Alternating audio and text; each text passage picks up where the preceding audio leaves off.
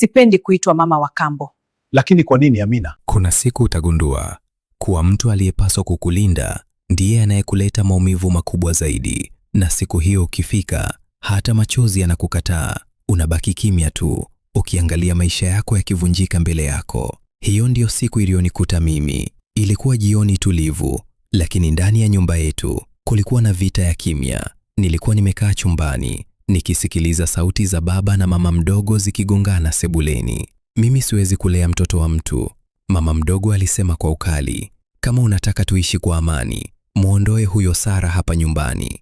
Moyo wangu ulidunda kwa nguvu. Nilijua wanazungumzia mimi, lakini nilitamani iwe ni ndoto. Baba alijaribu kupinga kwa sauti ya chini. Sasa nimpeleke wapi? Hapa ndiyo nyumbani kwake. Lakini mama mdogo hakutaka kusikia.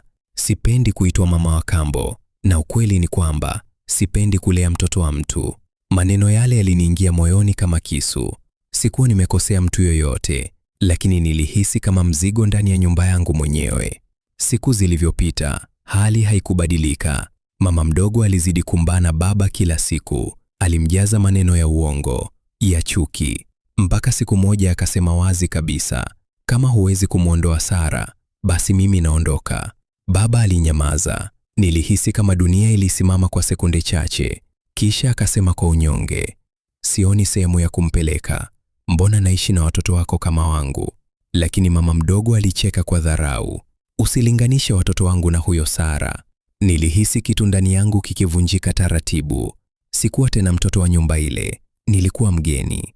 Ghafla, mama mdogo akaanza kunisingizia mambo ambayo hata sikuwahi kuyafanya. Huyu Sara ana tabia chafu, anasimama na wanaume barabarani. Nilipigwa na butwaa. Hata siku moja sikuwahi kufanya hivyo. Watoto wake, Emi na Monica, walijaribu kunitetea. Mama, sisi hatujawahi kumwona dada Sara hivyo. Lakini mama mdogo hakusikiliza. Aliendelea kumjaza baba maneno, mpaka baba akanigeukia. Hakuniuliza hata swali moja. Alianza kunipiga. Siku hiyo nilipigwa kama mwizi, kwa kosa ambalo hata sikulifanya. Nililia, lakini hakuna aliyesikia. Nilijitetea, lakini hakuna aliyeniamini. Siku 2 baadaye, tulikuwa tumekaa mezani tunakula. Ghafla mama mdogo akabadilisha sauti yake, akawa mpole, kama mtu mwingine kabisa. Baba Sara, nina wazo zuri, alisema. Baba akamwangalia. Wazo gani? Akatabasamu kidogo. Tumtafutie Sara mwanaume wa kumwoa. Moyo wangu uliruka. Sikutegemea hilo. Kabla hajaharibu jina, bora aolewe mapema, aliendelea kusema. Baba hakufikiria sana, alikubali haraka. Hilo ni wazo zuri. Hapo ndipo nilipoanza kuhisi hofu isiyoelezeka. Kila kitu kilikuwa kinatokea haraka sana, kupita kiasi. Kesho yake baba alisafiri, na kila kitu kikabaki mikononi mwa mama mdogo. Aliniambia nijiandae, mume wako anakuja leo. Nilijaribu kuamini labda mambo yatabadilika, labda kweli anataka mema yangu. Lakini jioni ilipofika, moyo wangu haukuwa na amani. Nilihisi kama kuna kitu kibaya kinakuja, na kadri muda ulivyopita, ndivyo ukweli ulivyoanza kujitokeza polepole.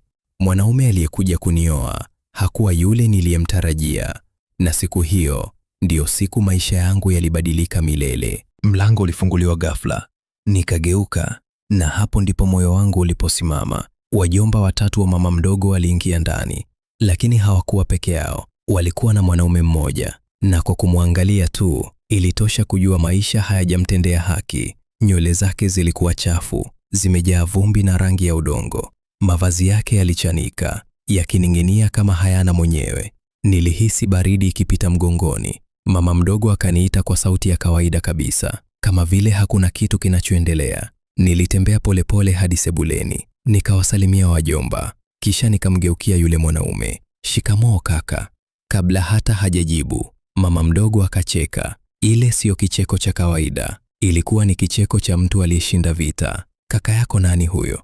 Huyo ni mumeo. Maneno yale yalinigonga kama radi. Anaitwa Mesha, na leo ndiyo siku yako. Machozi yalianza kunitoka bila kujizuia. Lakini mama mdogo, hamjanifanyia haki. Ningepaswa kuchagua mwenyewe. Hakunitazama hata kwa huruma. Ana shida gani huyu? Au ulitaka msomi? wakati wewe huna hata elimu. Alinisogelea kidogo. Au ulitaka tajiri, wakati wewe ni kapuku wa kutupwa. Maneno yake yalikuwa kama sumu. Na hizi mali unazoziona hapa si za kwako. Warithi ni wanangu, Emi na Monica. Wewe huna kitu. Nilinyamaza, sio kwa sababu nilikubaliana naye, bali kwa sababu sikuwa na nguvu tena ya kupigana. Monica aliingia katikati. Mama, hii sio sawa. Dada Sara ana haki ya kupenda.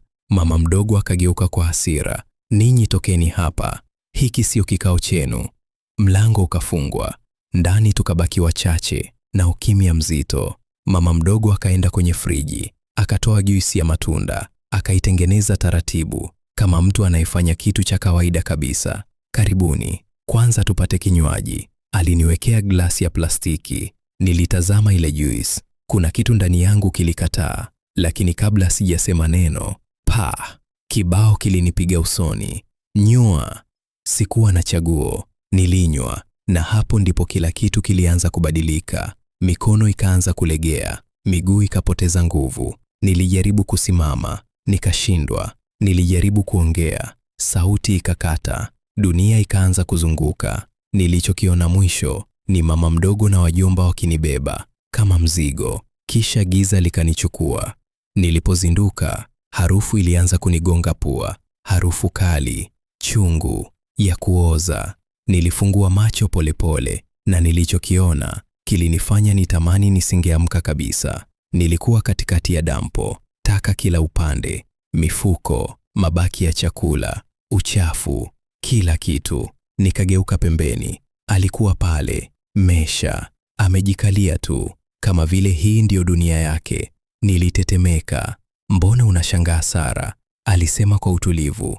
Hapa ndiyo nyumbani kwangu, na kuanzia leo ni kwetu sote. Nilimwangalia kwa hofu. Nimefikaje hapa? Akavuta pumzi ndefu. Mama mdogo wako alikuwekea dawa kwenye juice, ukazimia, akakuweka kwenye viroba, akakuleta huku kwenye mkokoteni wa taka.